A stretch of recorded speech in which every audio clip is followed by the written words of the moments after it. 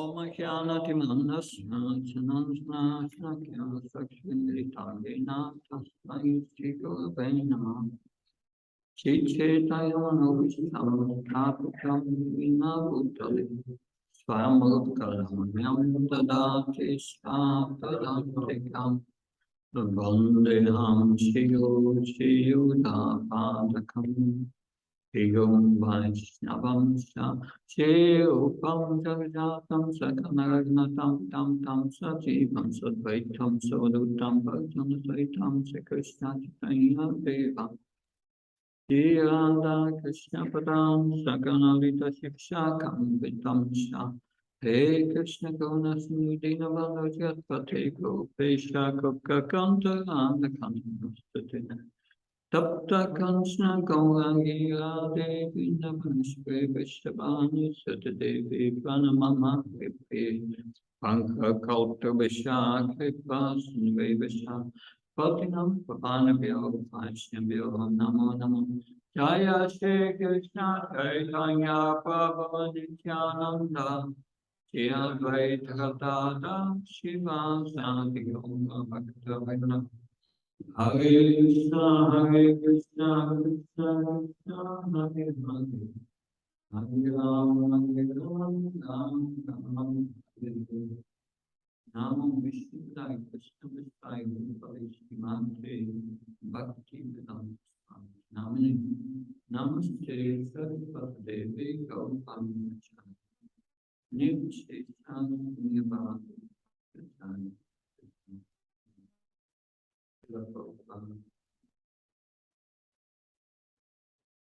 So this evening, the first day of Damodar Mass, Damodar month, very auspicious. But in the evening, the night after Gautam, so on this auspicious day, we will have part 5 of the seminar on the past Kaliya. And we heard last time about the wives of Kaliya, the Nagapatnis, starting addressing Lord Krishna, 4 persons. And today we will hear their prayers. But this is the 5th session. So I was thinking that it would be nice to hear from you which lessons you have learned from this pastime so far. Just very short. Any comments?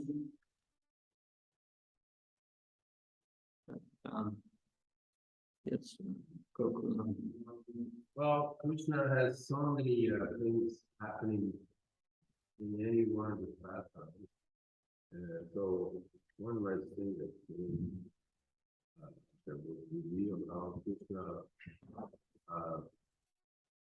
he is kind even to those who don't deserve his kindness. Like Kaliya was there to harm his dearmost friends and family and his bhakti. And Krishna, he could have killed him just there and there, but he decided to free him of his demoniac nature and to finally show him some special mercy. So this pastime is a display of Krishna's mercy even to those who do not deserve it. It's interesting. And anything else we learn from this pastime this morning? Surrendering makes it easier. It took some time for Kaliya, but at the end he came to that point. At the very end, when he was going to leave his body, he decided, maybe I should surrender, and he didn't. Anything else we learned? Yes? Nice fasting has been how it's helpful when a man have a wife. Okay, that's it's very nice if man have a wife who is a pure devotee. That's very good point. Because these wives now will pray for the mercy, for Christians' mercy. They will pray for Kaliya. At the end of their prayers, they will make a request. And that request we will discuss tomorrow. But first here, they are offering prayers. We will discuss chapter 16, verse 37 till 48. And in these verses, these wives of Kaliya, Naga Patnis, because they are pure devotees, they are demonstrating their realizations of Krishna. Their realizations. Of course, we get transcendental knowledge, that's Jnana, but that must be turned into Vijnana, realized knowledge. And that knowledge is realized when we realize our relationship with Krishna. Then it becomes realized. And we will see that they have deep knowledge. They may not be academics or scholars, but they have a very deep knowledge and realization on Krishna. You devotees have such person that have maybe previous life he was devoted. That's another point. That's the next chapter. If we come to that, part 8, 9, then that's another question. It's right here. What you are saying is that we were discussing, but and this is part of the prayers of this Naga. What is this? But there's this serpent done to get your mercy, that you put your feet on his head. And you are saying, well, there's this serpent done to have such wives in this life. That's another question. Yeah. Okay. Text 37. Om Namo Bhagavate Vasudevaya.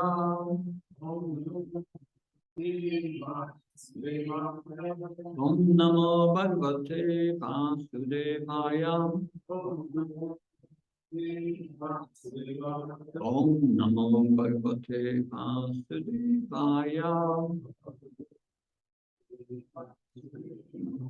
I first read the song, which you don't need to. Nakapistam nasasarvamam naparamasyam nagasati patyam nayoga siddhya punarbhavam pachanti adhikara. Translation. Those who have obtained the dust of your lotus feet never thanks for the kingship of heaven, limitless sovereignty, the position of Brahma, or rulership over the earth. They are not interested even in the perfection of yoga or in liberation itself.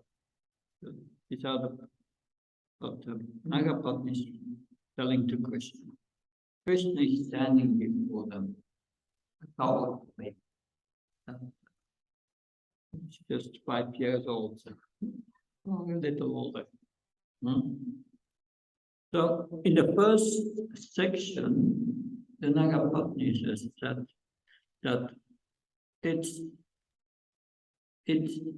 seemingly punishment what Kaliya receives. But it's not punishment, it's actually your greatest mercy.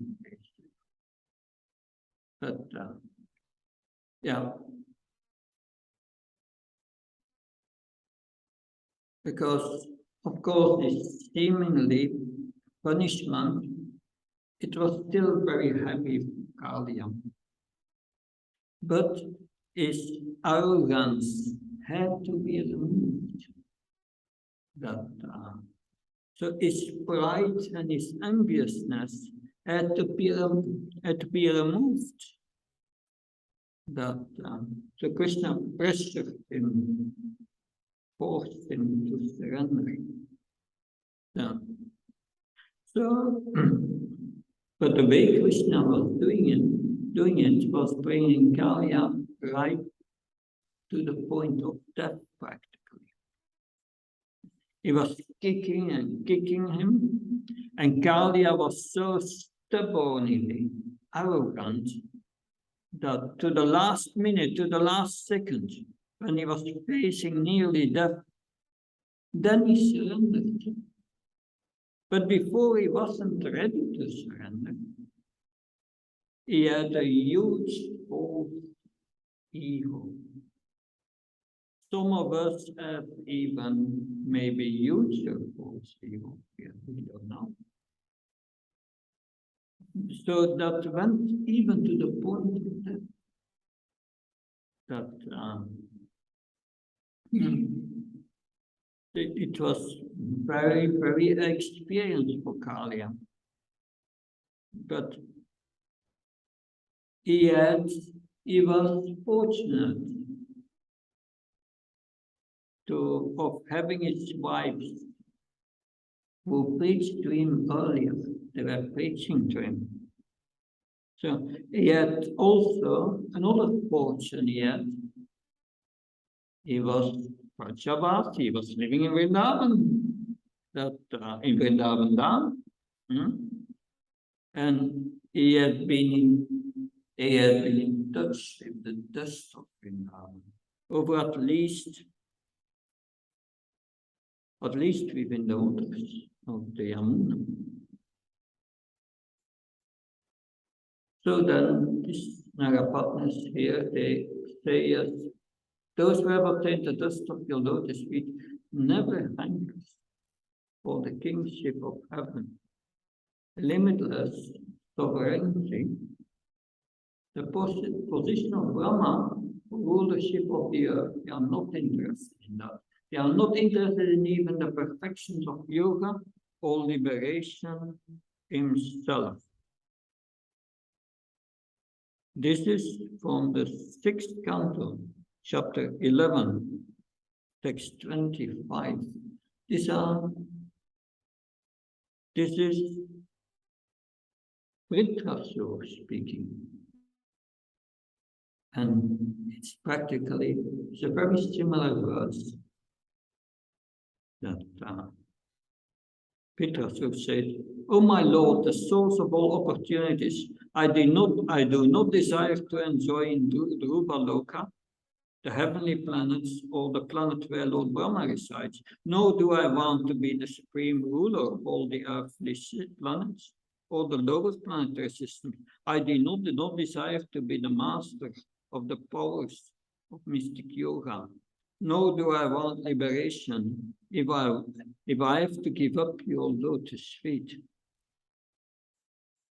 That's quite similar.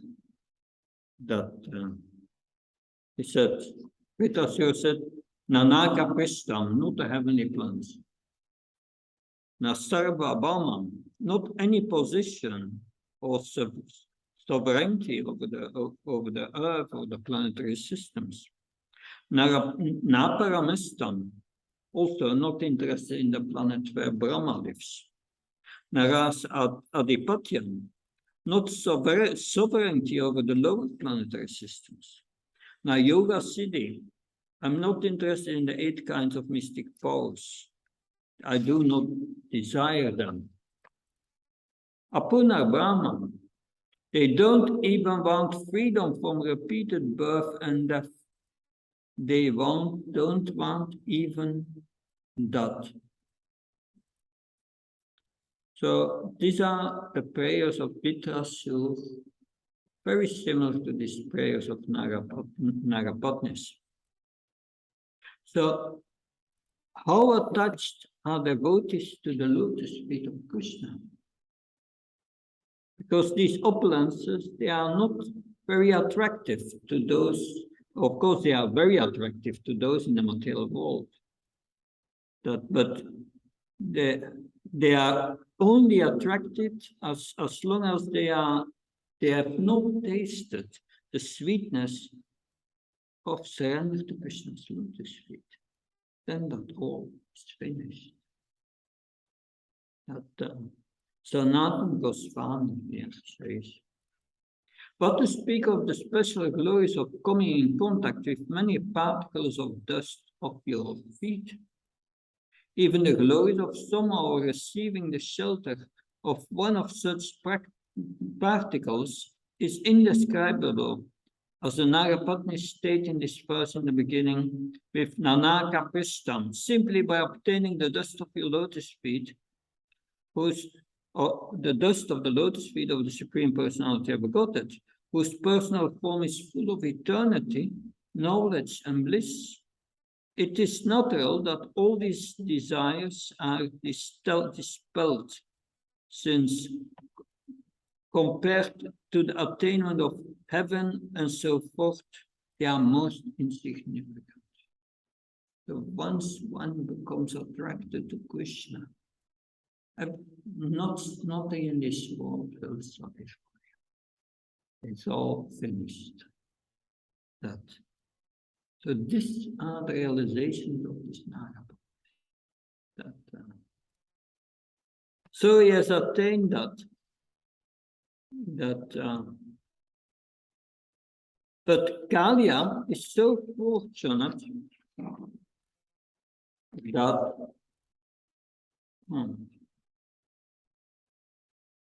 that he has attained this. Kaliya has also attained this, just by surrendering to the lotus feet of the Lord. Just by the touch of the lotus feet of the Lord is so wonderful that it makes every situation in the material existence appear insignificant, useless, undesirable, boring, trivial, meaningless, pale, like a shadow. Srila Vishwanath Chakravarti Thakur says, if the Lord questions, what is the practical fruit of obtaining these particles of dust of my feet, which is supposed to be so glorious? So if the Lord would ask this question to the Nagapatnis, what's the practical fruit of obtaining these particles of dust of my feet, which is supposed to be so glorious? Srila Vishwanath said, the Nagapatnis, they would reply, you should not speak like this. The dust of your feet itself is the fruit, greater than all other fruits. Then they state in this verse beginning with now, for one who has obtained the dust of your lotus feet. But to speak of the surrendered soul is desiring liberation, which they have already achieved. They do not desire heaven and so on. So just imagine how wonderful this sweet fragrance of the Lord's lotus feet is. So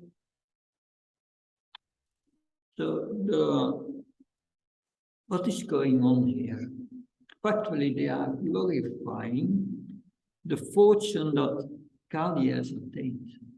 Kaliya has attained. He attained that Krishna stepped on his head and the dust of Krishna's feet in that way. So how fortunate. That makes everything else appear pale, the material world.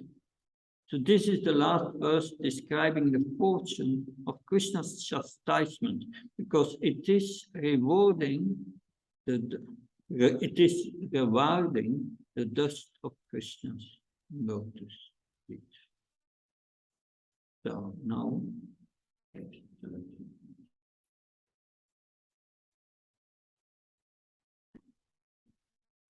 Tate Sanata Padurapam Anyas Tamochani Kyotavaso Pyasisa Samsara Sakramata Saririnam Yatichatasya Vibhavastam.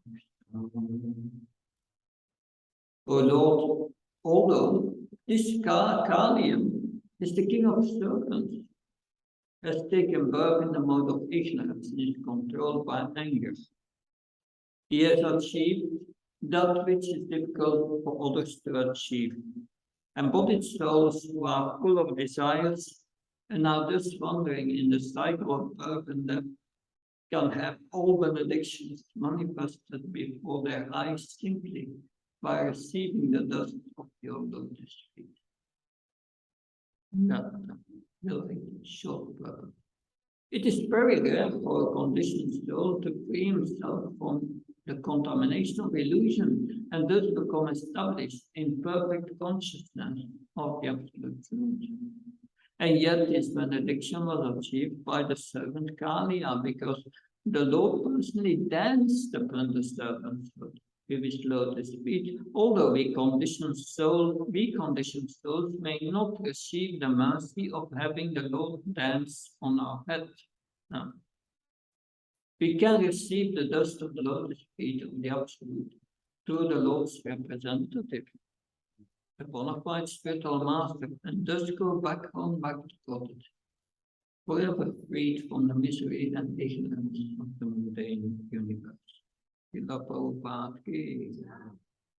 So,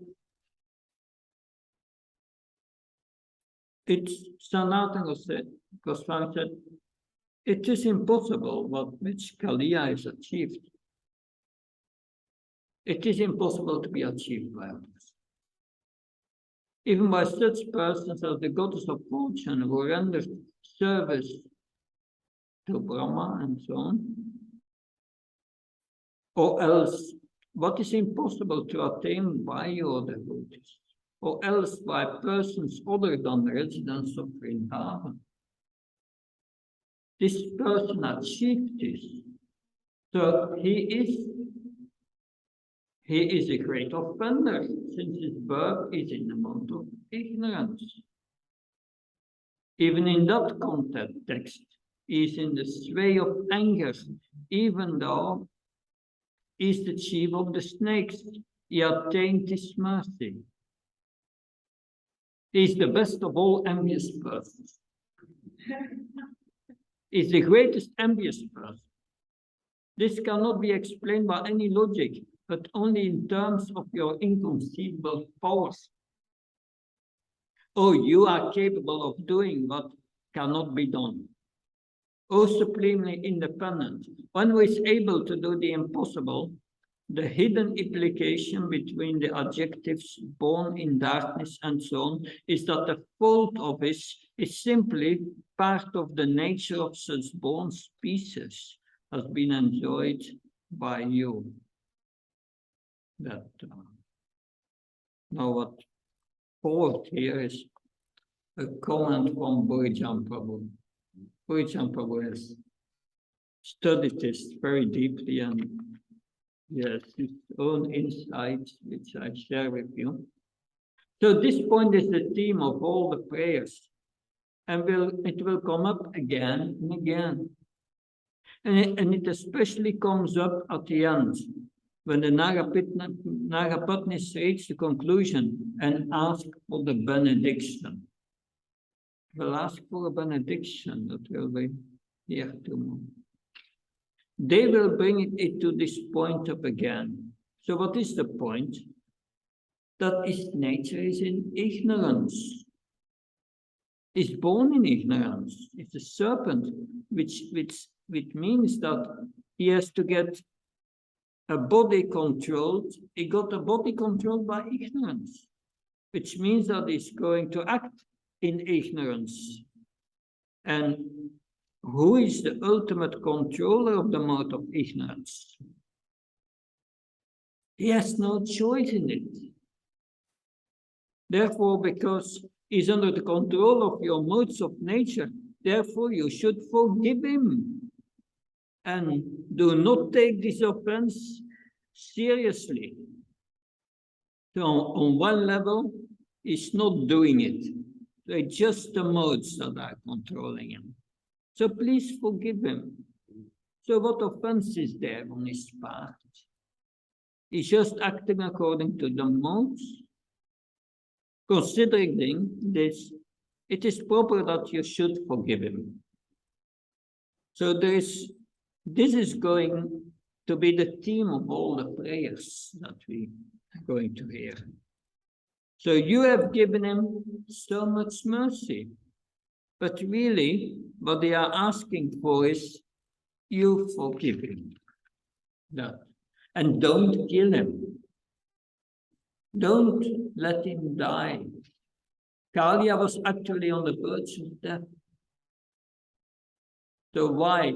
Because he had been kicked so hard again and again by the lotus feet of Krishna that by his heels he was close to death.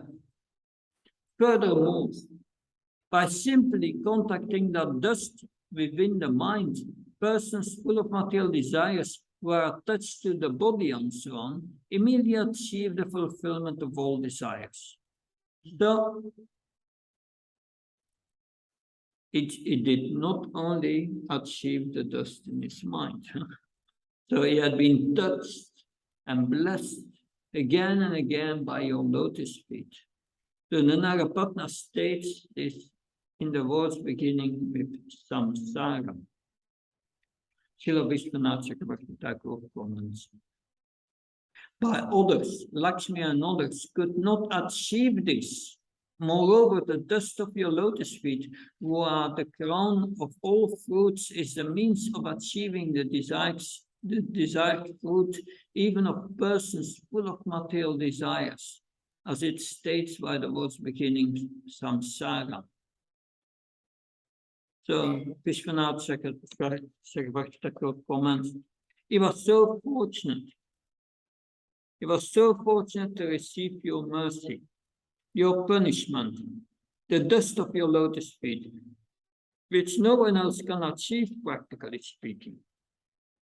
And you forgive him because he's under the sway of the modes of material nature, which are your modes. What choice does he have? So you please forgive him. The dust of your lotus feet is so satisfying and wonderful. Yeah. Of course, we heard in the purport, and that's the question here. How do you receive this kind of mercy, such as the dust of the lotus feet of Krishna? How do we receive it? So now they are starting offering obeisances for the next 10 verses, 39 to 48. According to the divisions made by Srila Sridhar Swami, they offer obeisances. We will see what the nature of their offering of obeisances is. Because that will bring us to the point where we understand that Krishna is actually indeed the controller of this world. And that the modes of the modes of material nature. And therefore we have little choice. If we want to surpass the modes of material nature, we cannot do it because on our own power. We need to do it by his mercy. Asking for this mercy is what the Narapatnas will do in the last verses. So text 39. Namastubhyam Bhagavate Purusaya Mahatmane Buddhavasaya Bhutaya Paraya Paramatmane. We offer our obeisance unto you, the Supreme Personality of Godhead, all the present in the hearts of all living beings as the Super Soul. You are all pervasive. Although the original shelter of all created material elements, you exist prior to their creation, and although the cause of everything, you are transcendental to all material cause and effect, being the supreme Lord. So that's, they are showing their knowledge here, not ordinary servants. They are offering obeisances. And here is what the Lord is. He is unlimited. He's all pervading. He's everywhere. No limit to where he is. We are limited in space and time. He's not limited by space and time. He's all pervasive. He's everywhere, but yet he's transcendental. It has nothing to do with material nature. But you are the supreme soul. You have existence. You are the supreme soul. You are the Paramatma. You are Bhagavate, the supreme person. He's the supreme personality of Godhead. Remember who they are speaking to. Who is before them? To Krishna. He's a small boy. And he has just been wandering. It's just been wandering around as a cowboy who runs. And then he displays some of his potencies, his unlimited potency, by dancing on the head of Kaliya, pressing him. So they are speaking to this little boy. So they know who Krishna is. They are speaking to this little boy who is all powerful, having nothing to do with the material modes. Nothing to do with the material world. It's completely transcendental. And this little boy is unlimited. So they express their realization here of who Krishna is. They are seeing him as the supreme soul. So these are the realizations of the Nagapatas. They say, Sridhar Swami comments, say, obeisances unto you, the Supreme Personality of Godhead, he who possesses transcendental qualities of inconceivable opulences. The Sanatana Goswami, I will speak a little later about him, but elaborately describing his status of having inconceivable power, as was hinted in the verse beginning with Nata, which is this verse. Therefore, basis with devotion, with 10 verses beginning with Nama. To Bhagavan, the ocean of inconceivable opulence, all incompatible things become merged in you. They pray in that way with the verse beginning with Posaya. Srila Vishwanath Chakravarti Thakur says, having discussed this mercy in 6 verses, now in 10 more verses, the wives of Kaliya offer obeisance in devotion. They state that he is worshipped by the devotees with the word Bhagavate, meaning he who possesses the 6 transcendental opulences. Prasasya means to him who has assumed the human form. Mahatmani means that to him, even though having the form of a human, is all pervading. So try to put that in our finite mind. He has a form of a human, and he's all pervading. What does all pervading mean? He's everywhere. There is no place in existence, no space or time where he is not. So means there is only Krishna in this world. And yet he has the body of a little boy, and yet he's everywhere. yet he has a form. The fact he has a form does not stop him from being everywhere. The Buddhists understand. The fact that he has a form, he has a turban on his head, he's holding a flute, he's wearing a garland and a flower, no shoes. We know the story why no shoes. You know why Krishna has no shoes? When he was going to the forest in the morning, Mother Yasoda came to Krishna and said, I have shoes for you, because in the forest there are so many thorns and pebbles and sharp stones. You should wear shoes, Krishna.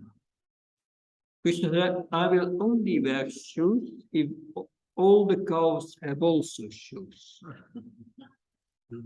How many cows is on the mountain? Now it's only talk. How many shoes are there? Multiplied by 4. It was too much for Malay, so he could not do it. So he has no shoes, is mentioned here. And the dhoti that is brilliant as lightning. The fact that he has that form doesn't stop him from being everywhere, inconceivably inconceivable. So this is Krishna's potency.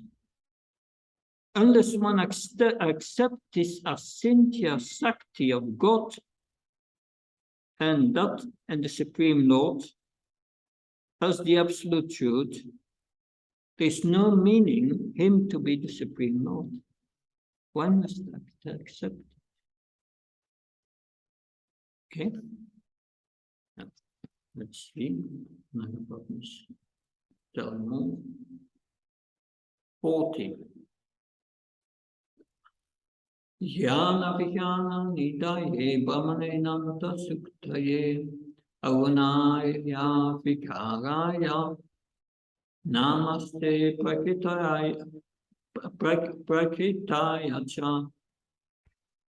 Obeys unto you the absolute truth, who are the reservoir of all transcendental consciousness and potency and the possessor of unlimited energies, although completely free of material qualities and transformations, you are the prime movers of material nature. So they are saying you are the reservoir, the source of everything.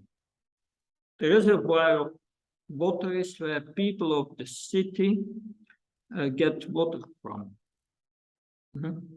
So all cities have big reservoirs of water.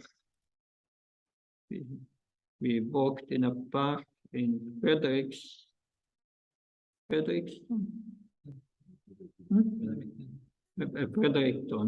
yeah, and there was a big reservoir of water in the park from the city. So all cities have big reservoirs of water around them. When the people open their water taps, then miraculously it flows out. But it is coming from the source of water, from these great reservoirs. So Krishna is that reservoir, the source of all transcendental consciousness and potencies, and the possessor of unlimited energies. When we have some little bit of energy that is coming from the reservoir of all energy, Krishna has unlimited energy, unlimited transcendental qualities. Sarva karma karanam. If you go back to the cause of the prior cause, if you are fortunate, then you come to the understanding of Govindam Adipurusham Tamaham Bhajami and Ishvara Parama Krishna. Purport 40. Those who consider themselves intellectual, philosophic, or rational should carefully note here that the absolute truth, the personality of Godhead, is the ocean of all knowledge and consciousness. The surrendering unto the Supreme Lord does not entail giving up the method of rationally comprehending reality. Rather, one merges into the ocean of rational logical comprehension. The Supreme Lord is the perfection of all sciences and all forms of knowledge, and only envious and trivial minds deny this obvious fact. So here is the cause of all causes. It's beyond the cause of this world. Is unlimited, is all pervading from the previous verse, and yet is localized. He is in one place. So this one shows the inconceivable qualities of that little boy that Sanat Goswami comments. And now it's a bit philosophy, but it's interesting what Sanatana Goswami writes.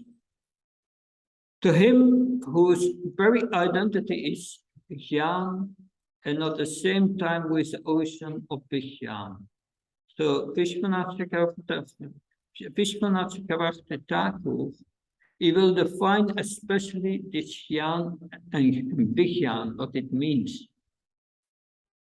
To him who is the absolute truth and at the same time possesses unlimited potency because of having no material qualities, is free from transformation, and at the same time is the inspirer of all material propensity. It is said here, so in simple words I try to repeat, that Krishna does not change, does not transform, but is the cause of all transformations. So is the inspirer of all material propensity. So the point is that he has no material qualities and is free from transformation. Our philosophy is Sakti Parinama. Sakti Parinama. In the material world, if the material world comes from Krishna and the material world is always changing and transforming, does that mean that Krishna is always transforming and changing?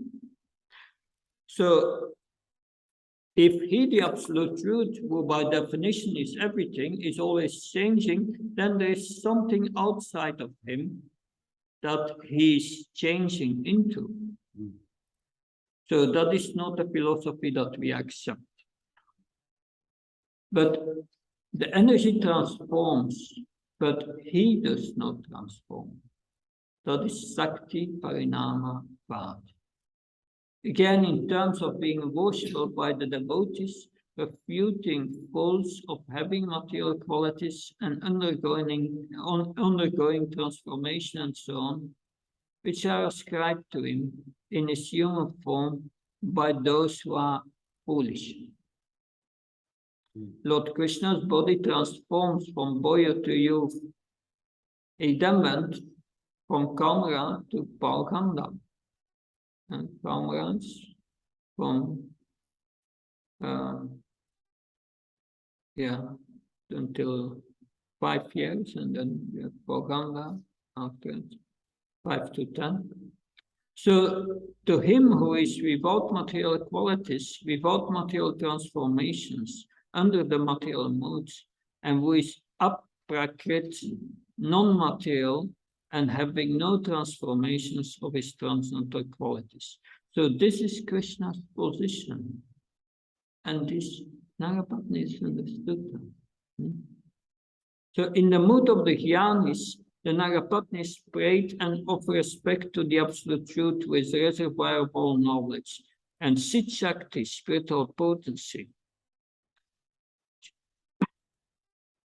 Just as the ocean, Nidaye, is a reservoir of all gems.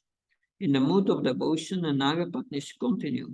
We offer respect to you, the ocean of infinite, inconceivable power, Ananta Shakti. We offer our respect to you, whose transcendental qualities never transform into material qualities. Gunaye, Abhikaraye. We offer respect to you, who have a variety of non-material spiritual qualities. Prakritaya, the idea that put forward by foolish persons is that the Supreme Lord as material qualities is rejected by the devotees who adore Sri Krishna in his irresistible, attractive human-like form. Who are these foolish persons who say that the Supreme Lord has material qualities? The Mayavadis, those foolish persons, because they say that the Lord ultimately, the absolute truth is formless, is nirguna, having no qualities. And when Brahman comes in contact with the mode of goodness, that Brahman becomes an avatar such as Krishna. That is why and what they say. So Krishna's quality is that he is in the mode of goodness, a material quality. Therefore, the Nagapatnis refuse to accept this Mayavad philosophy. They say that he has nothing to do with transformation, anything to do with the modes of nature. Shame from the Mayavad text 41. We see that they are quite philosophical. Kalaya kala nabaya, kalavaya vasakshine, vishvaya tat upatvaste, tat kastre vishvahetabe. Obeisances unto you who are time itself, the shelter of time and the witness of time in all its phases. You are the universe and also its separate observers. You are its creation and also the totality of all its causes. But the Supreme Personality of Godhead, although appearing in different incarnations, can never be limited by time, since he is time itself, the shelter of time and the witness of time and all its phases. Let's try to understand this point more deeply. Now, there is the shelter of time, the witness of time, in all its phases. So we have in Bhagavad Gita,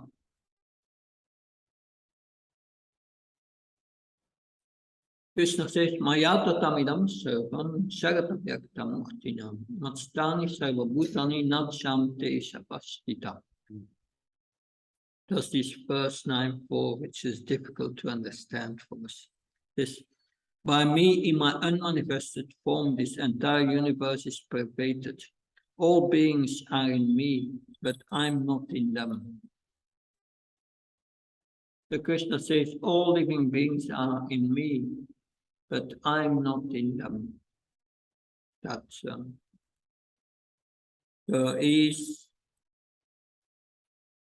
he's everywhere, as all pervading, but he's in Goloka Vrindavan in his personal form. In his personal form, he's not everywhere, but in his all pervading. So it says, all beings are in me, but I'm not in them. So they are showing that this boy is the absolute truth and that everything is coming from him. And he's separate from the material world. He's completely separate from the material world. He's not touched by the material world, not tinged by the material world, not contaminated by the material world. This is so important for us to understand this while hearing Krishna's Lila. But his dealings are impelled by nothing of the material world. That it's all spiritual. It is Krishna interacting with his Shaktis, its own spiritual energy. So time itself is Krishna's Shakti. and is the shelter of time. Is not limited by time. Is the witness of time. Is not under time. Is not transformed by time. These are the transcendental characteristics of the Supreme Personality of Godhead. So according to mundane logic, this is illogical. But it's not logical. It's translogical. Krishna is translogical. And this translogic we cannot understand by our brains because it's material. You must be on the spiritual platform to understand this. That spiritual platform means the soul. Tene Brahma Hridaya Krishna gives this realization through the heart of the soul, from the spiritual. And these Nagapatas have this full realization. Sridhar Swami makes a short comment. He says, therefore, basis stream of Kala, the original form of time, to Kala Naba, the shelter of the potency of time, to the witness of the aspect of time, the interactions of the creation, and is also Vishvadev, the original form of the universe, obeses to him who is the witness, but also the creator, and not merely the creator, but also the source of the universe, the arranger of everything. Now, Sanatana Goswami says, obeses to time, to him who has time as his potency, to him who is also the shelter and the witness of time, but is not time's instigator. If he would be the instigator, one who pushes time, then by connection of time of destruction, he would be culpable and show a lack of mercy and so on. That's deep philosophy. But he's not, but although time is intimately connected with him and definitely depending on him, is not impelling time, pushing the act, time. Lokakstaya krit. It causes the destruction of the universe. If he is the one causing the destruction of the universe, he would be considered merciless. That is Sanatana Goswami's point. It's deep. Obeses to him who bestows potency to all forms of action. He gives the potency, he allows it to happen. Because without Krishna, without his sanction, this is now mentioned in the 13th chapter of Bhagavad Gita, is Upadasta and Anumanta. So without his sanction, nothing can occur. No one can do anything. I can't lift my hand. I can't eat now. And unless Krishna allows me to do it, I cannot do it. He's sanctioning. And also to him who is the witness of this, who is simply the witness of the universe, who is untouched, uncontaminated by all these different activities, or else to the Vishva, the Virat Roop, who is within the super soul of the universe, is to say the soul, the giver of life, to the giver of life to the soul of the material elements, and so on. We have our obeisance. Now, Vishwanath Chakravarti Thakur says, also, although the Lord appears at particular times in particular places, the Nagapatnis in speaking, the current verse refute the fault of his being limited by his different appearances. To time, the original form of time, to Kalanaba, or the shelter of the potency of time, and to give him is also witness to the limits of time through the interactions of creation and so on. It's not attached to the Vishva, the universal form. So if it's just the witness, does he do anything? That is he inactive? No. He's not simply the witness, but also the performer. But he's detached and separate. He's the witness, but he's also ultimately doing it. He's not simply the witness, but also the original cause of the universe.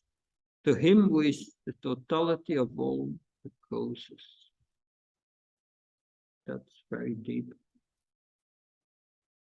Now, there are 42, 43, two verses together. I read only the English. Obeisance unto you, while the ultimate soul of the physical elements of the subtle basis of perception of the senses of the vital air of life and of the mind, intelligence, and consciousness. By your arrangement, the infinitesimal spirit souls falsely identify with the three modes of material nature, and their perception of their own true self thus becomes clouded. That happens to us, yeah. We offer our obeisance to you, unlimited Supreme Lord, the supremely subtle one, omniscient personality of Godhead, who are always fixed in unchanging transcendence, who sanction the opposing views of different philosophies, and who are the power upholding expressed ideas and the words that express them. We have this simple cover and this simple Nagapapnas here, but very deep realizations. So you are the essence, making all things work. That's what is said here.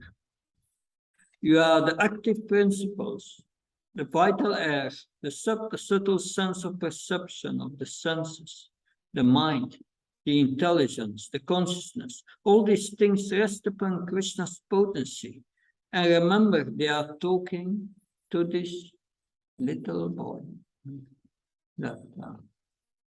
By your arrangement, the infinitesimal spiritual soul falsely identifies with the three modes of material nature. So here, that point comes again. They say, by your arrangement, you make the arrangement. That,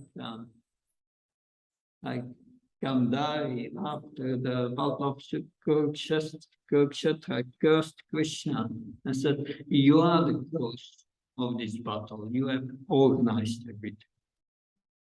So she knows also. She knew also that. Interesting. By your arrangement, which modes of nature does Kaliya identify with? It's ignorance. And therefore, one who is in ignorance, in tamas, is angry. It says, but they say it's by your arrangement that is angry. That so they are building up here a picture of Krishna as the Supreme Lord, who is ultimately controlling everything. Although he is only the witness of everything. He's also the performer of everything. And everything is resting upon him. He's sanctioning everything. But interesting point I'm making. The perception of our true selves becomes clouded. We cannot see who we are.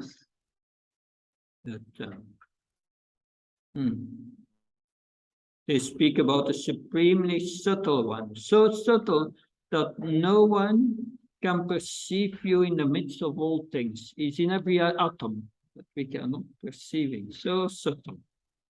So on one level, you are completely interacting with the material world, and on another level, you are not interacting with it at all. Because you are fixed beyond the material world in transcendence. So people have different philosophies that allows them, that allows that, because Krishna is sanctioning that all these philosophies are there because Krishna allows it. And all the concepts of life are being allowed by Krishna. Srila Vishwanath Thakur says, the Nagapatnis continue. You are not just the cause, but the very soul of the material elements. It is most astonishing that by your arrangement, the minded souls, the tiny souls, through full of dynamic spiritual potency, appear lifeless like dull matter. You cover the perception of the living entities by the three modes of material nature. So the Nagapatnis, they prayed. What is the conclusion of all this? They say we cannot find the end of that. We cannot find the end to you because you are difficult to understand.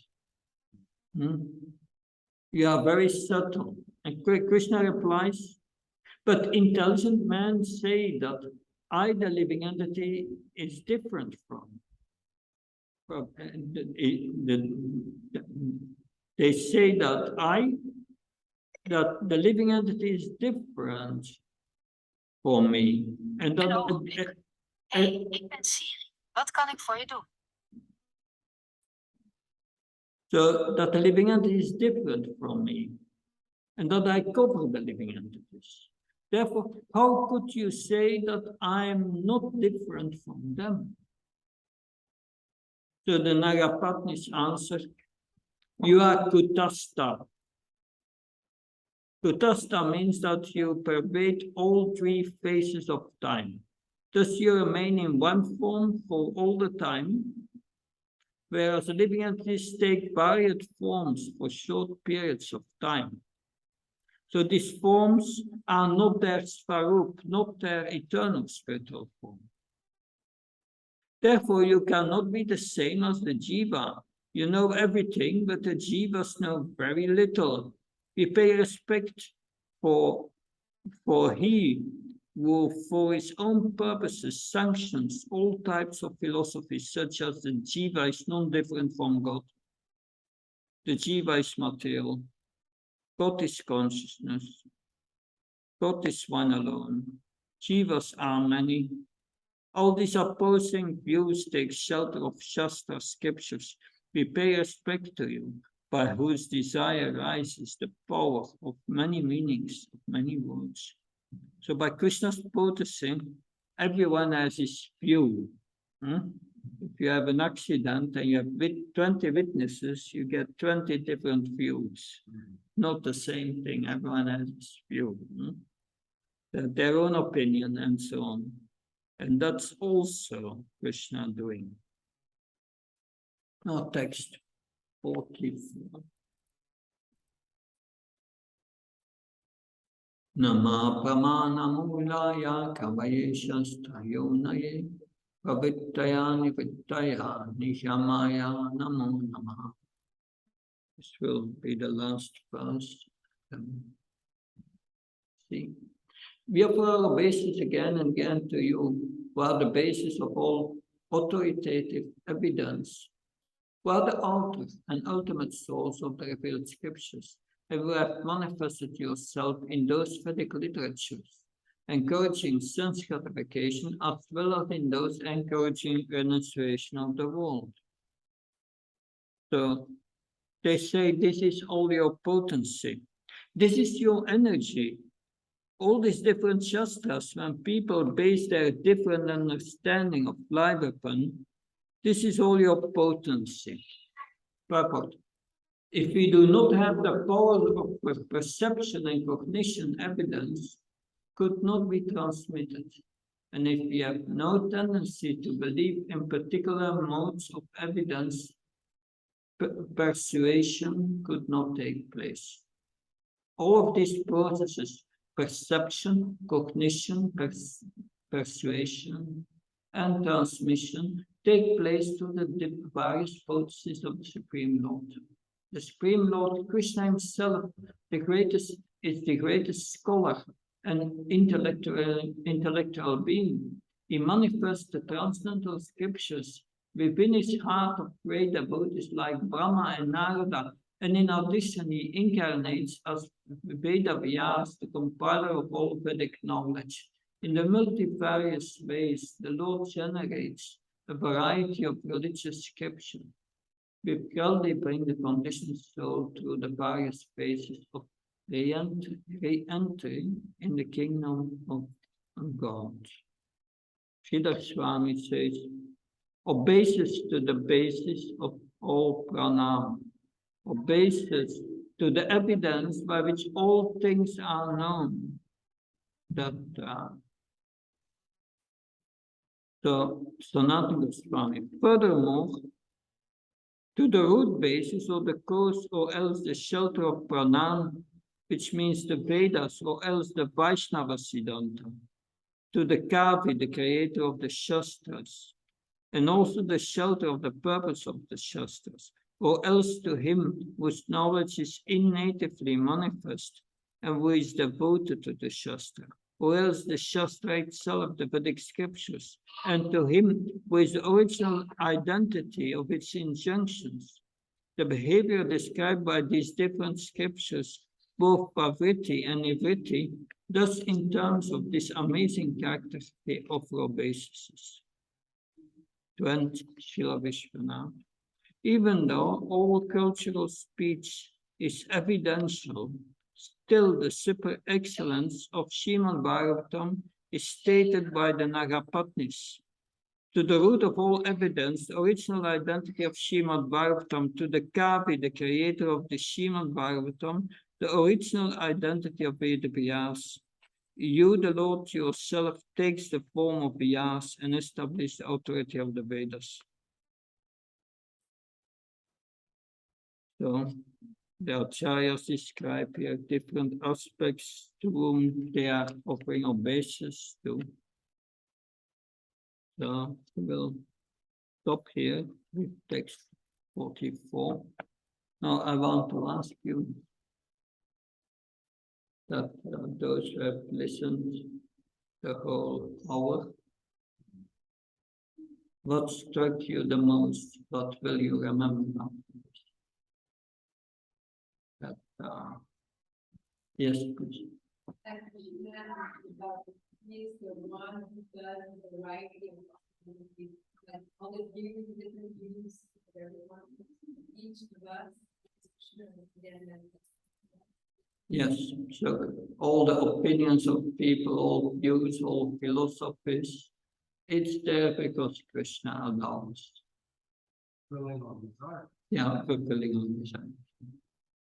It's not necessarily true, but it's subjective perception. Yeah, subjective perception. Yes.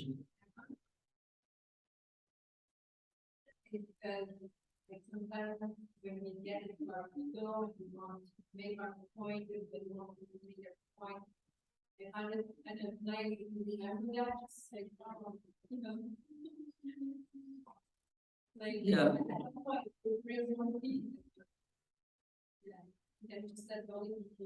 Okay, if we remember that all these opinions are coming from Krishna and created out of false ego to reciprocate with our false ego, we find some peace.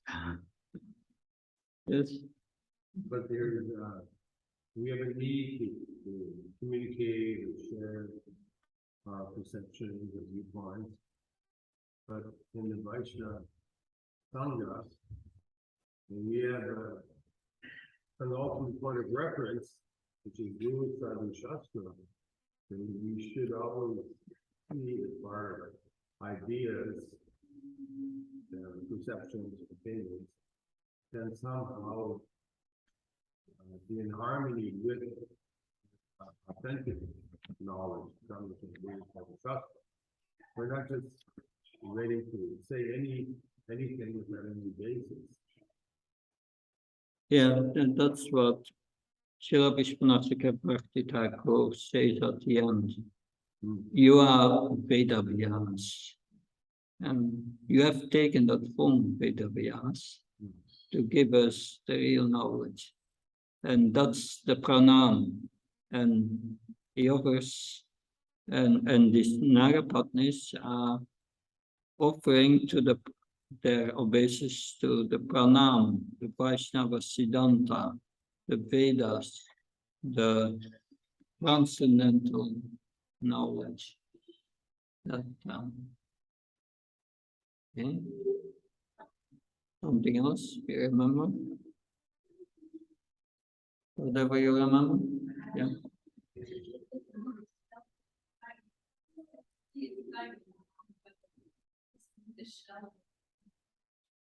Yeah, it's a shelter of time.